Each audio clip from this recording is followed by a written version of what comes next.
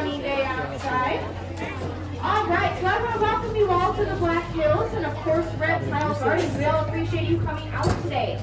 My name is Kiara, and I've got a bird show for you guys. Now, before I do start that show, I'd like to let you all know about the next show. It will be our snake show right here in this arena at 11:30. If you haven't been, it is a pretty good show. Of course, I'm just a little biased towards the bird show being better. I'm sure you guys will also at 6:50 p.m. It's okay. I know, they're better. Now, I'd also like to give you guys a very brief tour of the grounds, let you know what else there is to see here at Reptile Gardens. So, of course, we do have our prairie dogs right over here. They are the fattest and happiest prairie dogs you're going to find in South Dakota. They're living their best life over there, chirping to each other, hanging out. And then we do have our Sky Dome. That's where most of our reptiles are housed at the moment. We also have in the center of that Sky Dome our safari room. So we've got free-roaming lizards and gnolls, skinks. We also have 4 different kinds of parrots in there as well. So it's a pretty fun time. And then over in Tortuga Falls, we have our laughing kookaburras. Now those guys, they're not found from around here. They're actually found, I believe, South and Central America. But they're very, very fun birds. If you start making noises towards them, kind of like monkey noises, like going ooh, ah, ah, they typically start doing their nice full laugh pretty well. If they don't, you only look stupid for half a second before you start. Okay, part of working with birds, it's okay. And then the last thing I'd like to mention is Cheyenne. Now Cheyenne is our American bald eagle, and she is tucked up back behind that tortoise building. Now Cheyenne is here because unfortunately she does have a wing injury that's pretty significant, so she can't hunt or fend for herself anymore. So she's on loan to us from U.S. Fish and Wildlife Services, and that's part of what's called the Migratory Bird Treaty Act of 1918. Now this act or law was put into place to help protect migratory birds, and that protection does extend to any parts of those birds. So their feathers, their eggs, even their nests. So that's kind of why most of our birds are here, because they're federally protected. So I also just kind of ask you guys to keep that in mind, because unfortunately most feathers are also illegal to own. So if you ever find a feather on the ground, maybe just let it lie, because you never know what kind of bird it came from. Now, the birds that I am going to have for you today are going to be raptors or birds of prey. So these birds are going to include hawks, falcons, owls, vultures, and eagles as well. But Cheyenne weighs almost 10 pounds, and that's why she gets to hang out over there, and I have the other for you all today. Now, the word raptor itself does come from the Latin word meaning to seize or to take by force, which I think is a pretty fitting description for these birds. Now, I need you all to do me a favor. The first favor is I would ask that all of you hold your questions until the very end of the show. If I try to answer all of your questions, we're going to be here all day. So there will be time at the end for me to answer questions if you still have them, if I don't answer them during my show. The other thing is this first lovely lady that I have for you. Now she's here because she does have some eyesight issues, so she cannot see very well, so she is very jumpy. So I need you all to sit very still for me and not make a whole lot of super loud noises, because she gets a little nervous. Can you all do that for me? Okay, all right, perfect. Now, she's going to be a very common raptor found throughout North America, but I think she's a pretty handsome lady nonetheless. And her name is Harley.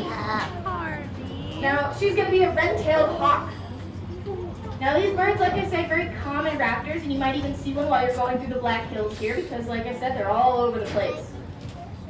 Now, there's going to be 3 main characteristics that you want to look out for on these raptors, and that's going to be the 3 sharps. So unfortunately, like I said, the first one doesn't really apply to Harley, and that's their sharp eyesight. She's kind of blind as a bat, but it's okay. Thank you, Harley. That's her favorite activity right there. It's a bird's favorite activity in general. Now, the second sharp is their powerful sharp beak, and then that third sharp is their sharp hooked beak.